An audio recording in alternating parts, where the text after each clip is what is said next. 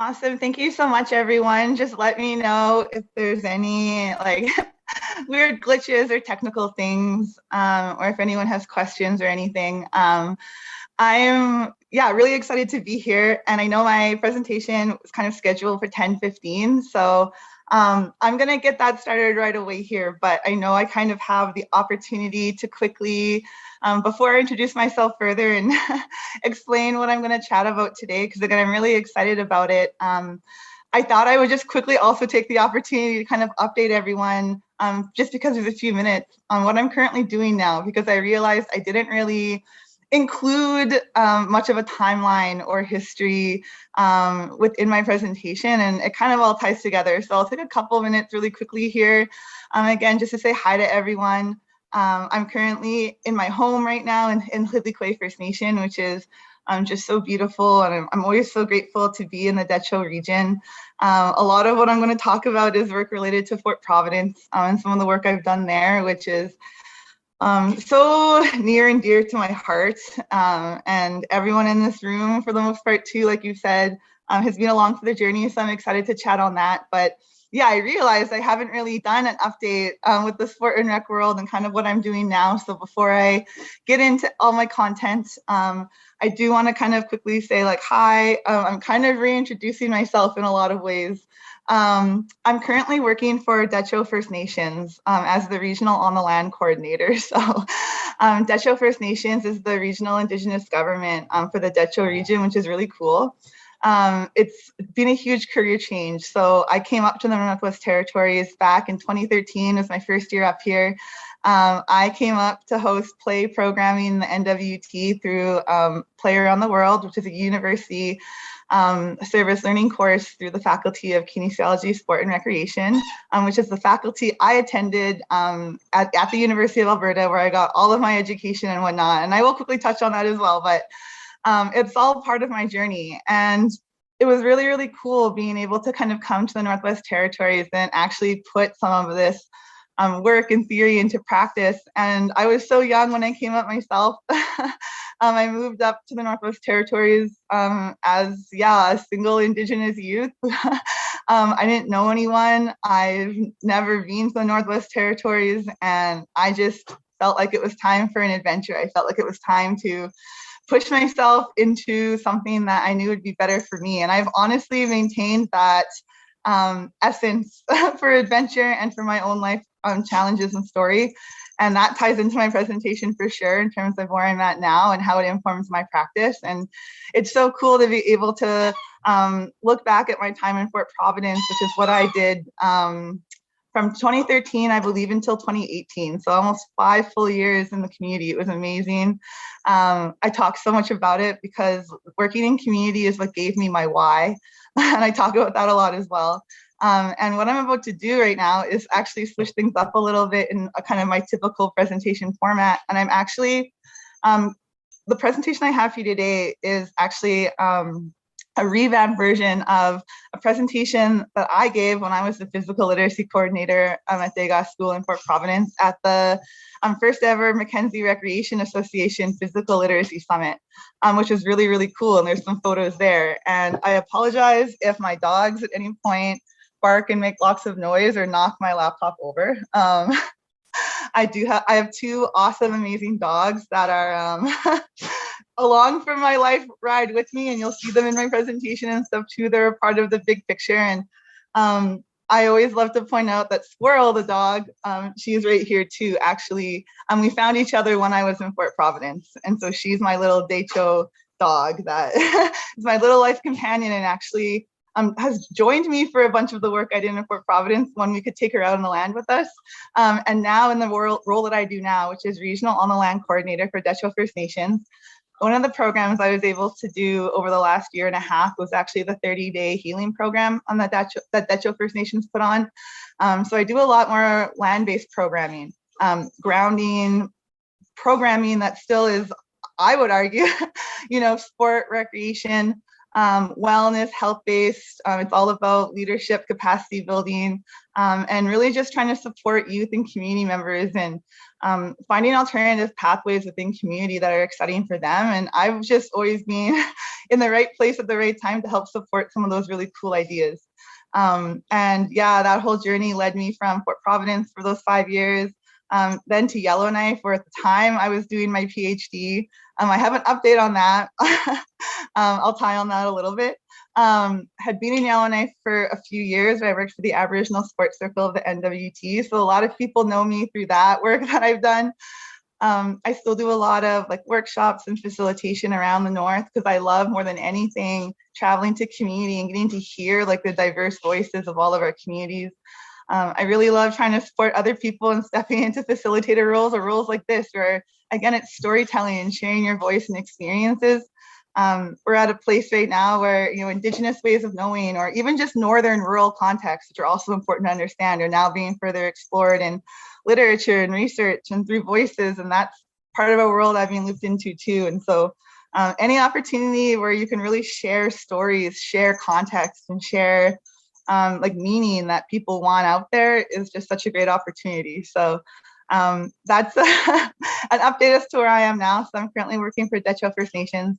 I am hoping to actually now return to my PhD program coming up soon, which is cool. And again, ties into everything because this is really my first presentation I've given where I've been able to look back at where I started. I've made a couple updates to things to kind of, and it's really full of photos because I know everyone loves photos. So lots of photos to look at and hopefully makes you feel as good as they make me feel. A lot of the photos that you'll be seeing today are photos from my time when I was physical literacy coordinator in Prov. There'll certainly be youth that might be familiar to some of you. Again, like the photo consent forms are all there, but I'm not going to be using names or anything like that to protect their privacy and whatnot. But again, it's so cool to see so many familiar faces. And yeah, just to be able to share some of the really cool lessons I've learned over the years, how it's informed my practice and how it's changed my lens and everything, which is a really cool journey because I came from more of that settler background, and part of my journey is reconnection. So that is a really good intro. No one has to look at my face anymore. I'm going to see if I can get my screen shared here appropriately already. So everyone should be able to see this now. Just let me know at any point if I'm going too fast or you want me to stop. This is a pretty long slideshow, again, because I wanted to include as many photos as I could. The feedback I got when I shared this at the summit was, you need to reuse this again. The photos in here are the photos that we're after, which is beautiful, again, because a lot of the youth took these photos. Yeah, it's just wonderful. So I can't wait. So without further ado, this is my presentation on physical literacy and practice, and it's the updated 2022 version. So a lot of it, again, is, yeah, gonna have some cool policy pieces there, some cool ideas, and really an overview of all of the different things that I have done over the years and how it informs my practice now. So, I'm going through really quickly. Let me go back to the start. That's perfect. So hi again. My name is Beth Hudson. I'm currently living in Sidley First Nation, which is on Denendeh in the Northwest Territories. So this is me out by the teepee on the flats. Really, really cool. It was when I was posing in my NIFA Canada jacket. Even though the pandemic hit and we got, everything got canceled, in the sport world of things, I actually had my first opportunity to play for an Indigenous sport team, a national Indigenous sport team. So I have finally made it to Team National Indigenous Canada, super cool. Hoping that we can get some more NWT youth involved in some workshops and stuff. But I was so proud to be able to wear this jacket for the first time because part of my story is how I grew up in mainstream sport my entire life and never once was offered the opportunity or even informed that there was a whole other sport stream available to me. That's part of this too, and I'm always happy to talk more about that sort of stuff if anyone's ever interested. But love this photo. You can really see the beauty of the land, the sky around it, and you can start to see why I fell in love with the land up here and everything around me. Yeah, I have a little bit of an update in terms of, again, who I am as a person and how I even choose to introduce myself now.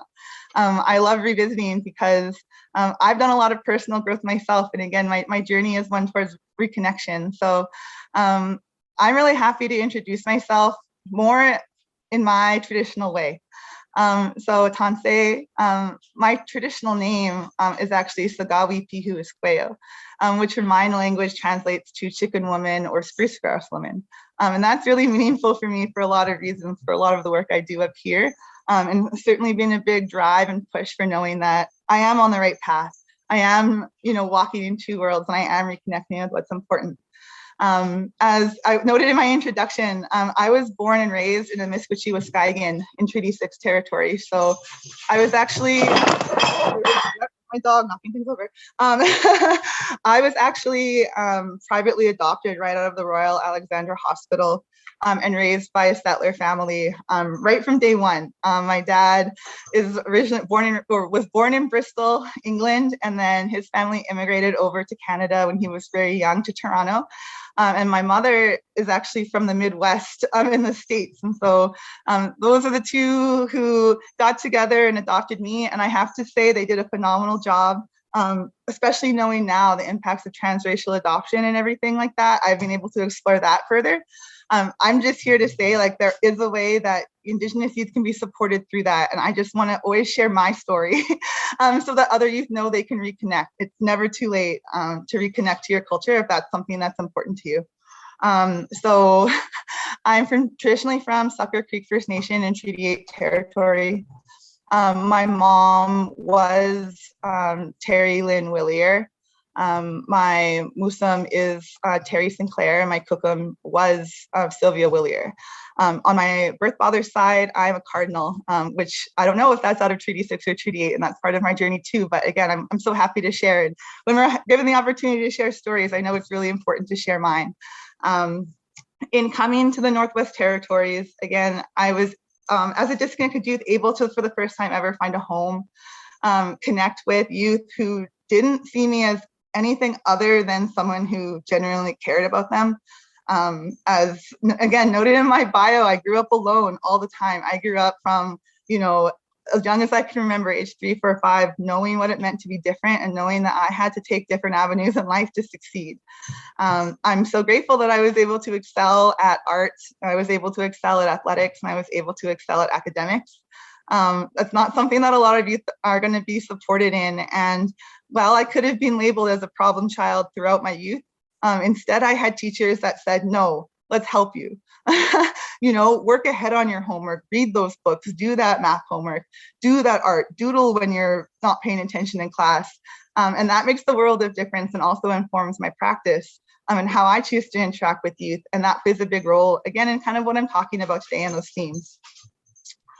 So previously, when I was in the physical literacy coordinator position, these were the certifications that I either had at the time or worked on at the time. So I did do a Bachelor of Science in Kinesiology at the U of A. I had focused more on sport medicine at that point. And it was actually both a practice athlete with the varsity teams as well as the varsity therapist for the teams, which was really, really cool. So I got to kind of a really cool blended experience as an undergrad.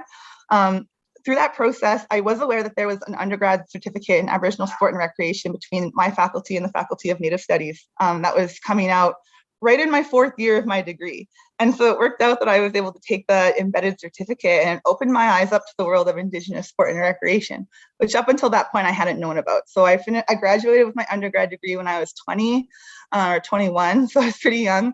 And that was when I first came up to Fort Providence, so right around that year. From there, at that point, I had my personal training certification, one of the gold standard ones. That was really cool. So I came up with this really colonized settler version of what it meant to be fit and healthy. But then I also knew that, the research that was out there wasn't really portraying what I was seeing when I was in community. In fact, I was like, I think that the kids might be more active than what the numbers are saying. And I was told that Indigenous kids were going to be sedentary.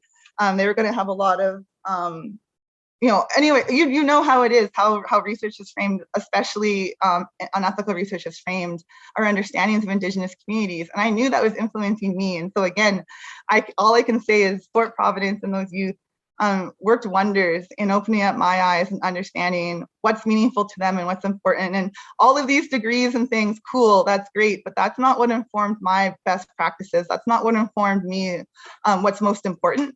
Again, it really is the voices of these youth. I'm so grateful we were able to publish some research out of some of the work we did together, which is really cool. I can name Christina Bonnerouge as my research partner in that.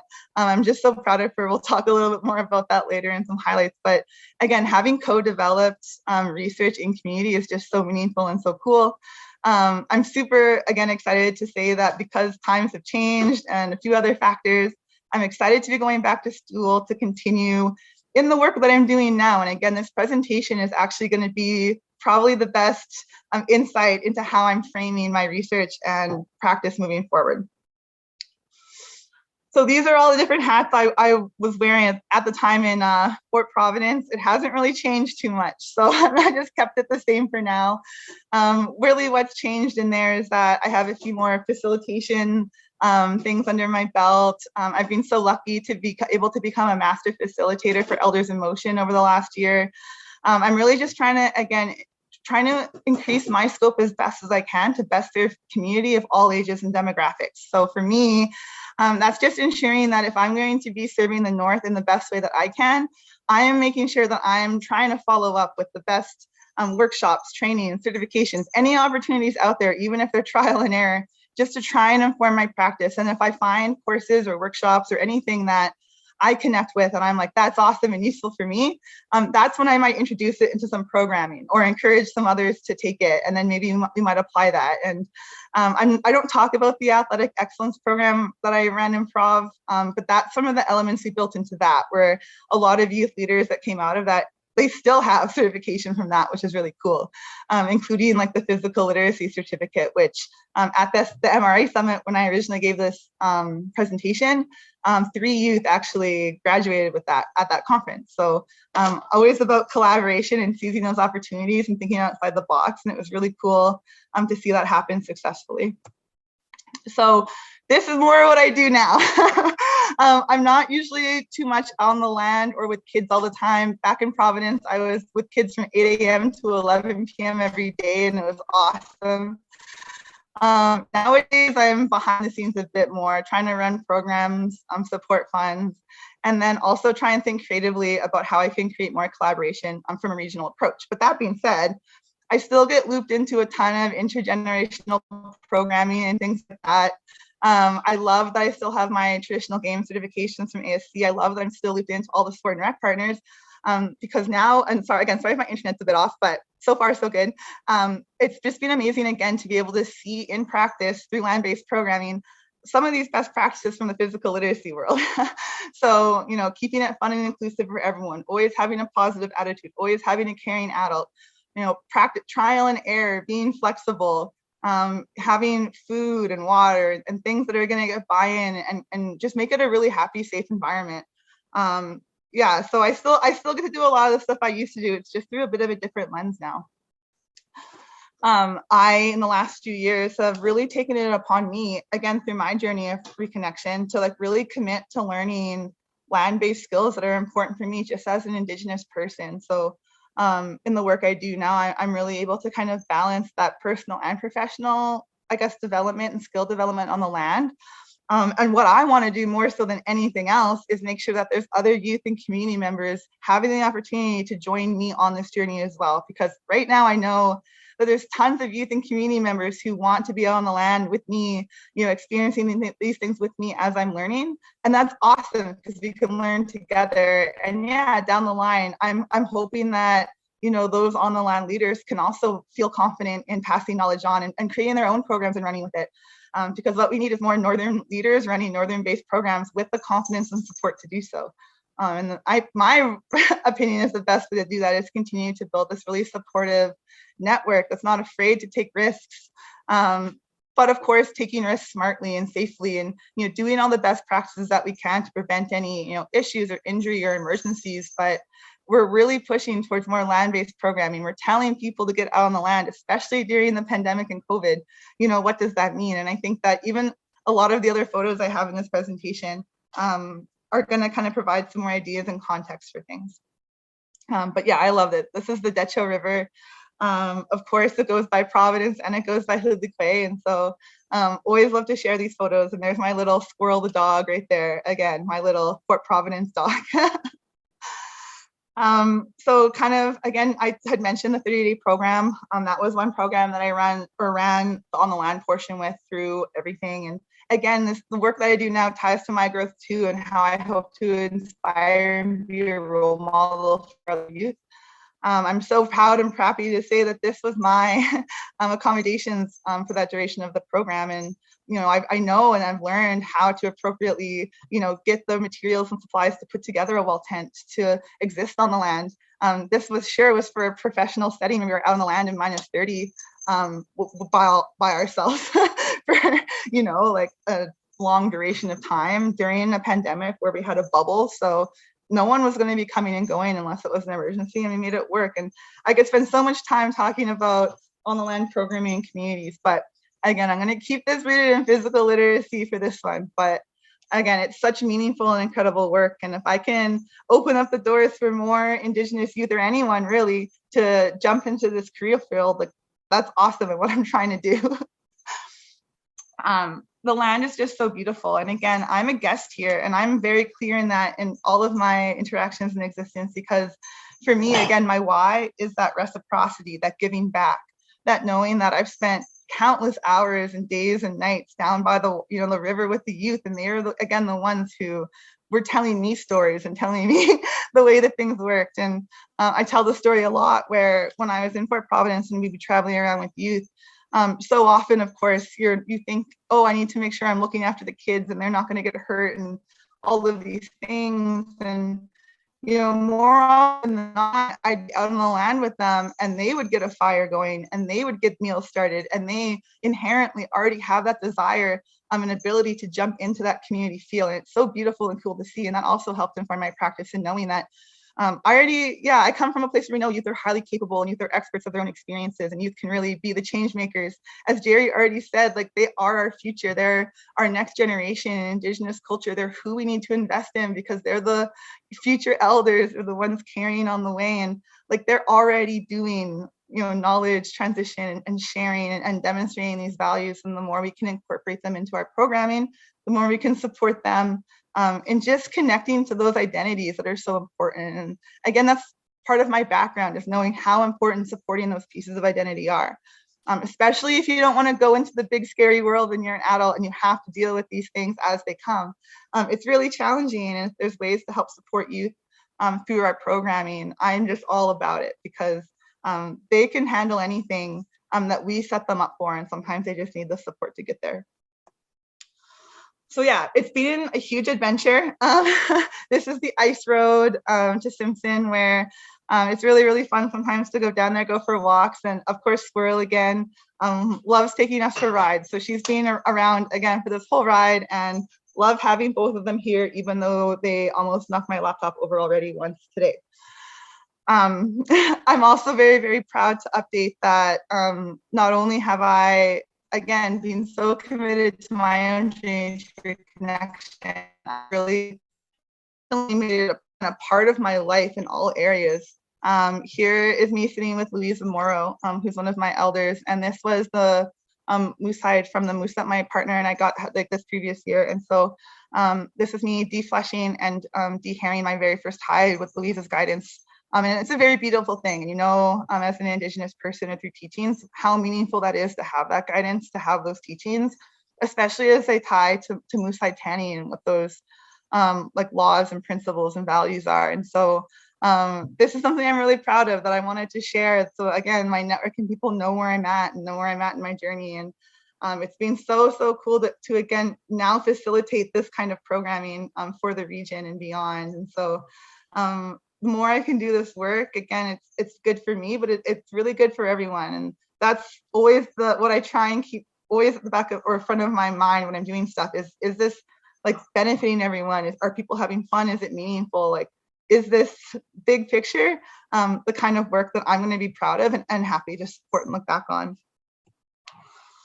So this was another thing we did recently, which I talked about how Safety and preparation is really important, especially when you're encouraging people to go on the land. So one of the areas that I have a high priority for me right now is ensuring that if we're promoting land-based leaders and people to do this work, we just need to make sure we have that balance of making sure we're following up with those certifications and training and professional development too. I know for me, especially in the work that I do, the professional development world is the world that I need to connect with on a regular basis to ensure I'm doing good work. There's not really, guidelines or guides for how to be the best at on-the-land programming. A lot of it is like, just make sure no one gets hurt. And that's a really, really hard concept, especially when we're still using a lot of policies and procedures from other regions where a lot of the rules or safety protocol aren't going to be able to, apply really within our context. So this was from the Regional Advanced Wilderness First Aid that we hosted fairly recently. It was so much fun. I was in there too. It was great. It was a great refresher. And hopefully we can start supporting more of these sorts of opportunities as well and build some more of those land-based leaders and programmers. That'd be really awesome. So this is back to the OG presentation, how to successfully incorporate physical literacy into anything and or everything you do. It's still a working title now, like 6 years later. And you'll see as we go through the photos, again, when I came into this position and started running physical literacy work, both within a community and then some other stuff across the NWT, it was a struggle and it was fun. It was a fun learning experience. I was looped in from programming perspectives to evaluation perspectives to territorial management to actually being a part of the research and evaluation team. So I have a lot of perspective on it, and we started with measurements and evaluation tools that were not aligned with best practices for the North. So that was really great to have that experience of understanding that you need to use different evaluative measures to gather data with Indigenous communities, which sure, we know about in practice is important, but when you're on the ground, that's not always clear. And so that's other work that I do now as well, is how can we help facilitate more meaningful research to get this information without creating, worse situations with relationships and stuff, because we know research is a very, very delicate subject, especially in Northern communities. We need to ensure it's always ethical, grounded in community, and highlighting community voices accurately. So the first one, and why it's so important and why I love what I do now, is get them outside. You really don't need fancy equipment or facilities to get something fun going. When I was in the role of physical literacy coordinator, I was there in that role full time for 3 years, and each year I would try to do things differently. So the first year I kind of came in and was like, this will be my transition year. I don't really know what I'm doing.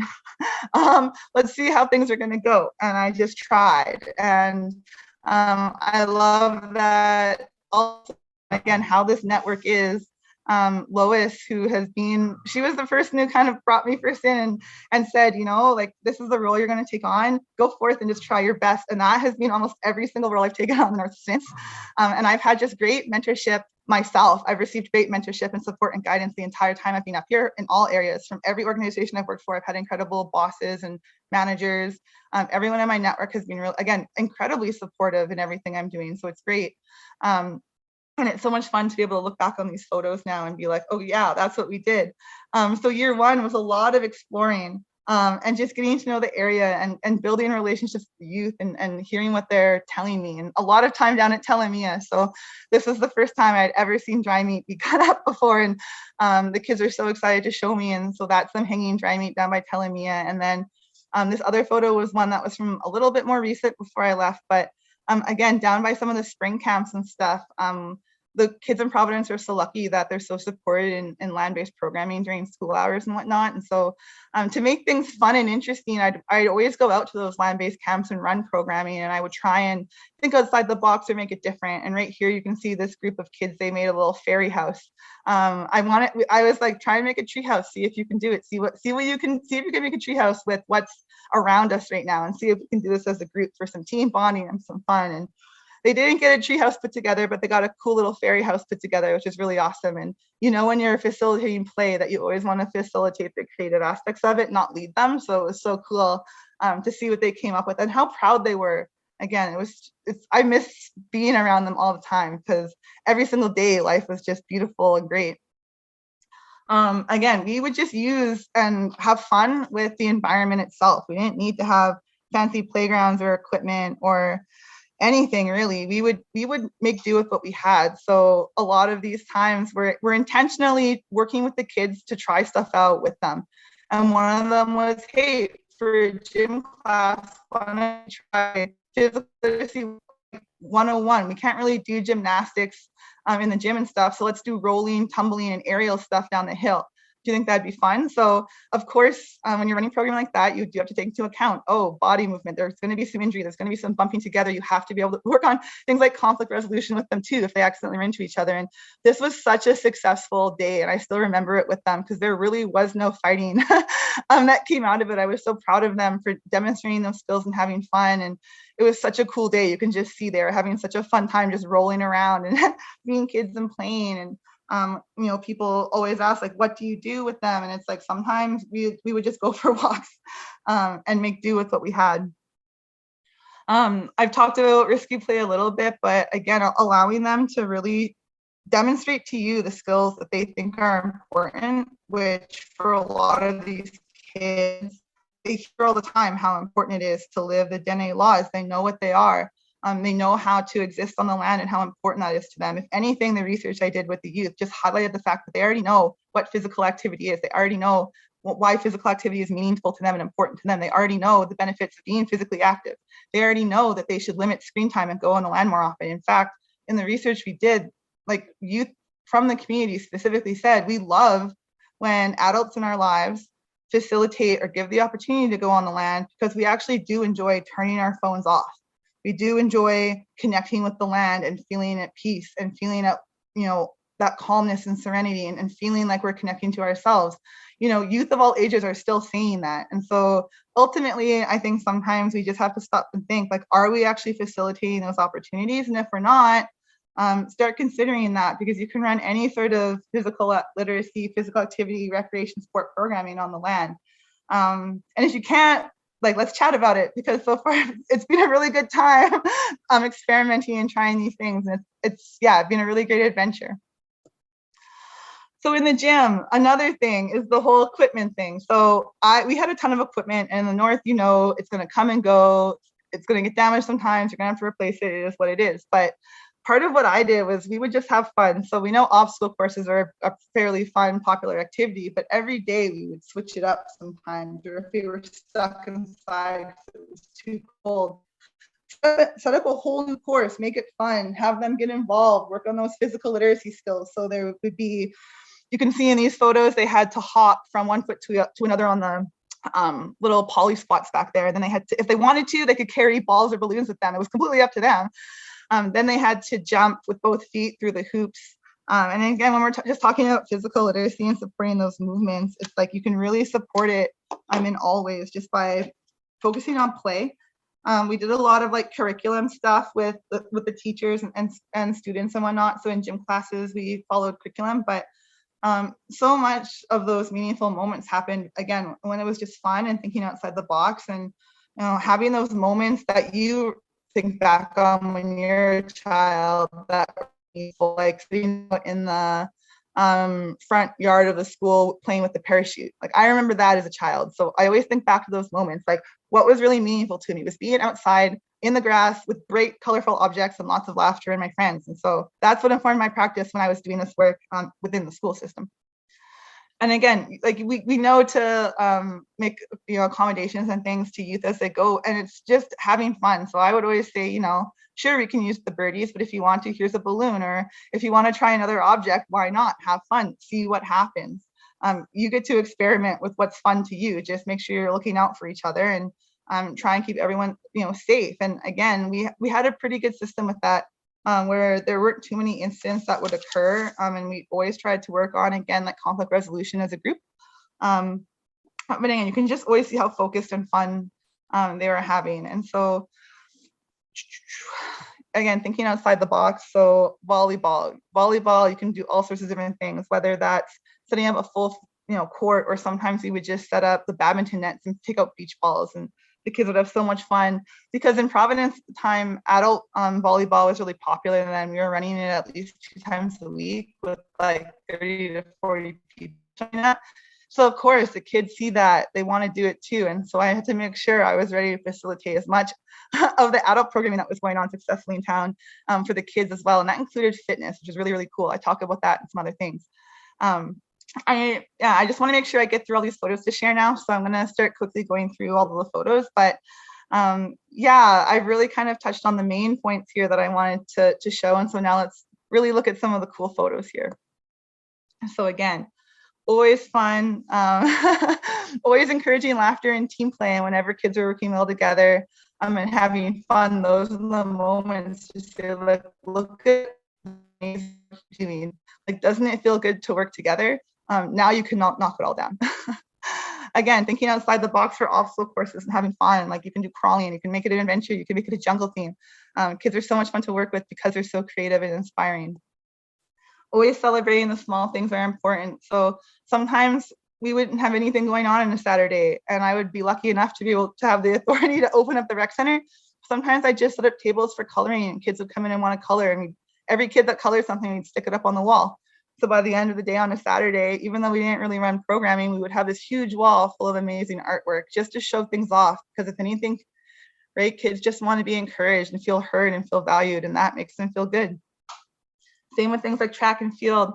I'm making sure I had some really cool photos of all of them running and celebrating whenever they did really well. And both of these kids at that track meet actually could have come in first place. And it was so funny to see, because when they got to their finals, these are both the final races actually. So this was the end race. Both of them just had the biggest smiles on their faces as they were running. And they didn't even care about coming in first or second or anything. They were just so happy to be running. It was so funny. It was awesome. And of course, leading up to things like track and field, we try and make things fun. So you can see how even when I was doing things like preparing for track and field, which can be a heavy burnout process if you've done that before, we kept it fun. So even keeping things like track records of, their best scores of what they've done, where we had these things, our opportunities all the time, and tried to incorporate fun events into programs, and then community youth would volunteer to help. So yeah, super cool to always have these things and to highlight their successes again, and stick that up on the community bulletin board. I made sure that every youth who did something really cool, made sure they got to have their picture on the fridge kind of thing. And then of course the caring adult. So to wrap up everything, it's so important that if you're doing this work, that you really do care. And every single one of these youth I built such close, meaningful relationships with, and I still love them dearly, and I can't wait to be able to see them again. And just walking into a room and having them still run at me and give me the biggest hugs is just so awesome. And again, a huge reason why I still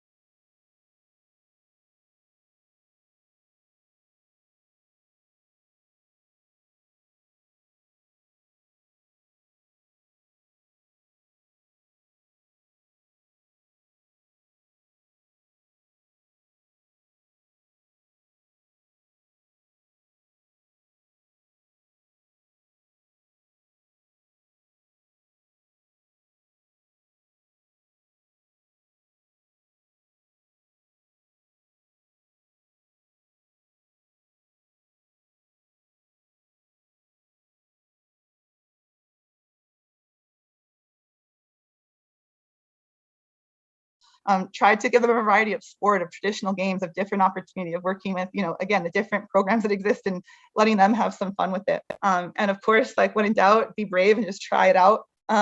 It's not always easy. There's not always answers or straightforward things, but you can make things happen for cheap. You can make things happen for fun. Again, there's a lot of great photos and just lessons learned that I'm always happy to share, but you don't really need to have money to run really awesome programming. Dance play might be the exception, but we love dance play. Just look at those faces even there. And again, as part of what I always say is that if we're offering programming in the North, we want to make sure we're building Northerners to be the ones to run the programming, because their contexts and voices need to be included. And so this is where some of those youth we're stepping up to help the younger ones learn some physical literacy skills, learn some, practice some things. They got to hand out the prizes and awards and congratulate the younger youth for completing the task. And yeah, here's from the last Mackenzie Recreation Physical Literacy Summit where I first gave this presentation. Two of the amazing youth who, again, they're absolutely incredible. One of them threatened to come back for my job once he graduated, and he did. So I'm so proud of him and everything that he does. And that I even now get to be a part of his network is amazing. And then of course, Christina, again, my little co-researcher, she's still kicking around doing amazing things. I love her too. And again, I'm just so proud of all of the work we were able to do together.